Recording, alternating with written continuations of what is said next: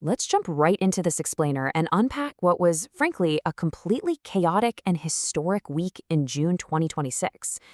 We're talking about just 7 days, documented by the gaming media outlet TekinMag, that essentially acted like a massive earthquake for the entire entertainment industry. We're not just looking at a few flashy game announcements here. No, we are talking about the absolute destruction of old paradigms and the aggressive birth of totally new ways to play, create, and literally exist in virtual worlds. What's really fascinating about this quote from Tekken Mag is how it frames the sudden, silent death of the physical boxes sitting under our TVs. For decades, our whole concept of gaming was tied to a piece of plastic and silicon you brought home from a store, right? But now, we are standing at a historic crossroads where the very idea of a physical console or actually owning your game is rapidly vanishing. It's wild. Just look at how this builds over a single unprecedented week. The density of these announcements is insane. May 31st, generative AI tools absolutely shock the dev world. The very next day, huge hardware leaks prove that raw power just isn't enough anymore. By June 2nd, the centralized metaverse is essentially declared a commercial failure. Then, boom, staggering cloud gaming numbers drop, followed immediately by the launch of brain-controlled gaming trials. And it all culminates in that explosive Tekken Night live broadcast on June 6th, setting the stage for one heck of a summer game fest. We've got a ton of ground to cover today, so here's our roadmap. First, the end of physical consoles. Second, the rise of neurogaming. Third, the AI indie revolution. Fourth, decentralizing the metaverse. And finally, the new gaming landscape. Okay, let's get into our first major shift. Section 1, the end of physical consoles and the triumph of cloud over hardware. So, here is the crucial data point. A staggering 42% year-over-year drop in traditional physical console sales. Think about that for a second. If you recently bought a dedicated console, you might literally be part of the last generation to ever do so. Nearly half of the market for those bulky $500 machines just evaporated in a single year. Gamers, especially Generation Alpha, are completely rejecting the old model of buying expensive, dedicated hardware. But the industry didn't shrink, it just migrated. We're looking at 185 million active cloud gaming subscribers globally. And why is that? Well, because 72% of new smart TVs are now cloud ready. That means they have native Xbox and cloud apps built right in. You don't need a console anymore. You just sync a Bluetooth controller straight to your TV and stream a massive AAA game seamlessly. Major corporations have totally flipped their strategy. Instead of taking huge financial losses on manufacturing hardware, they are selling you access to a massive cloud ecosystem. We even saw leaks of a new Xbox handheld that's designed specifically to connect natively to xCloud. When you contrast the old way with the new way, the shift is just undeniable. Back in the 2023 traditional era, you had absolute dependency. You needed a $500 console or a $2,000 PC, and you bought physical discs or huge digital downloads to actually own your game. But the 2026 modern era? It's all about temporary access. You stream directly from a server, and you only have access as long as you keep paying that subscription fee. This is sparking a massive existential crisis around digital ownership for old-school gamers. If a server shuts down or a license expires, your game, your archive, your memories, they just vanish instantly. Which brings us to a crazy question. If the physical console is dead, what happens when we eliminate the controller, too? Section 2, the rise of neurogaming, where your brain is the controller. We really need to define the tech that's actively replacing classic gamepads and mechanical keyboards. We're talking about brain-computer interfaces, or BCIs.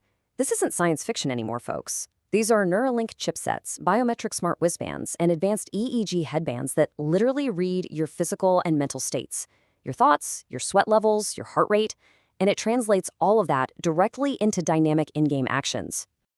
And this is not just a theory. Over 5,400 hardcore gamers voluntarily registered for Neuralink clinical trials by the first week of June 2026. They are out there right now, actively testing systems that let them control on-screen characters entirely with their brainwaves. It's honestly a beautiful, monumental revolution for accessibility, giving severely disabled gamers flawless, full access to incredibly complex titles. But it also completely changes how games react to us. Imagine you're playing a psychological survival horror game at midnight, right? You've got a biofeedback wristband on, and the game's AI engine is monitoring your heart rate.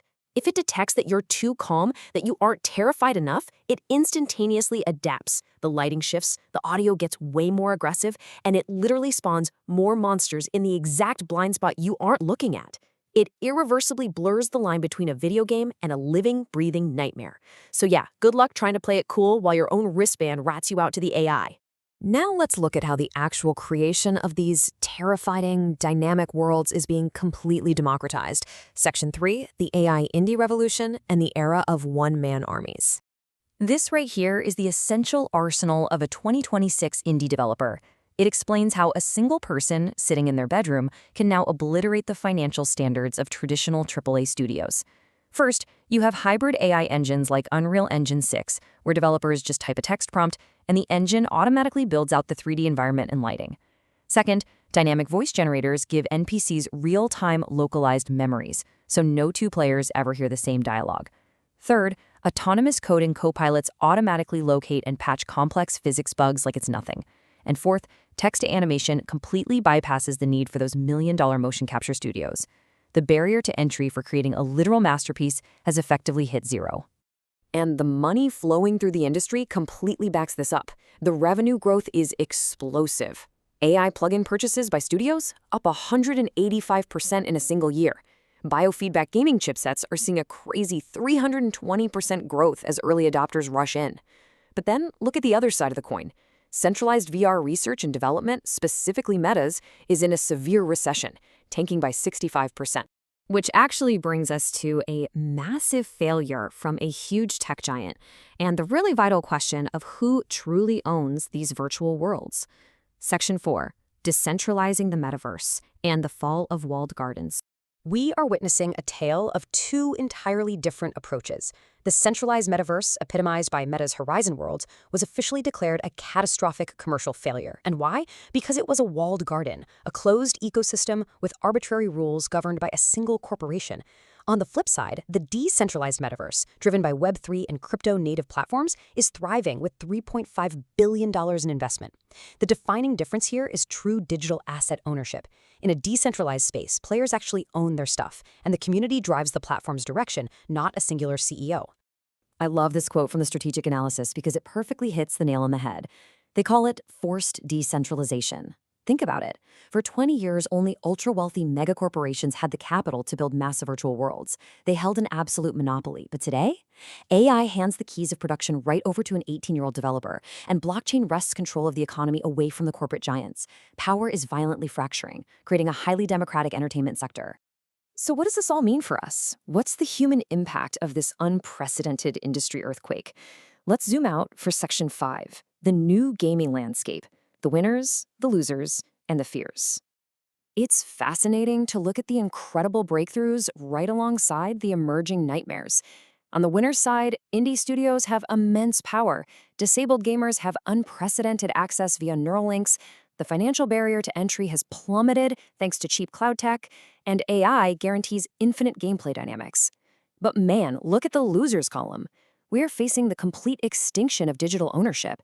There are horrifying biometric data theft risks. I mean, imagine a corporation harvesting your deepest emotional responses from a biofeedback sensor.